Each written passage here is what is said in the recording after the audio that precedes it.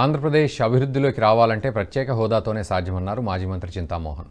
తిరుపతిని ఏపీ రాజధానిగా చేయడం అందరికీ ఆమోదయోగ్యమని, తిరుపతిని రాజధానిని చేయాలని ఢిల్లీకి వెళ్లి అన్ని రాజకీయ పార్టీల పెద్దలతో చర్చిస్తానన్నారు.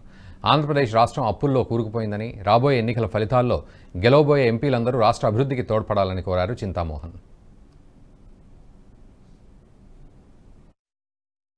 తిరుపతిని రాజధాని చేసేదానికి అందరికీ ఆమోదయోగ్యం.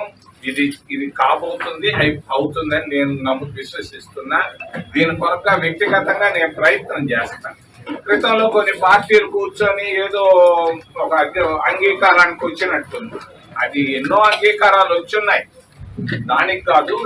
ఇది ఇక్కడ ఈ ప్రాంతం కావాలి, ఈ ప్రాంతంలో ఉన్న ప్రతి ఒక్కరూ బాగుపడాలి. రాయలసీమకి ఏదైనా ఒకటన్నా ఇవ్వాలి కదా, అన్ని ఎత్తుకోపోతే మరి.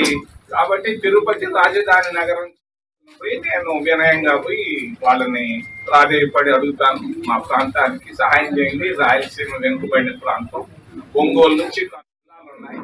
ఈ 10 జిల్లాలకు మీరు ఏమి ఇస్తున్నారు, తిరుపతి చేయండి అని అడిగేదానికే ఈరోజు ఢిల్లీకి వెళ్తున్నాను.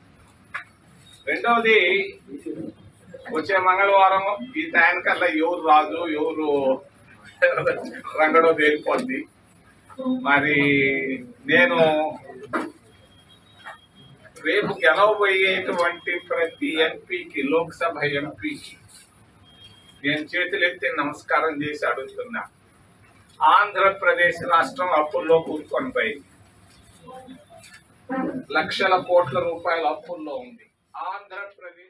ఈ వీడియో మీకు నచ్చినట్టయితే లైక్ చేయండి, 10 మందికి షేర్ చేయండి. అలాగే కామెంట్ల రూపంలో మీ అభిప్రాయాలను మాతో పంచుకోండి. Nationalist hub group of channels ను సబ్స్క్రైబ్ చేసుకుని తెలుగునాట జాతీయవాద జర్నలిజాన్ని ప్రోత్సహించండి. ఈ వీడియో కింద ఉన్న బెల్ ఐకాన్ పై క్లిక్ చేయడం మర్చిపోవద్దు.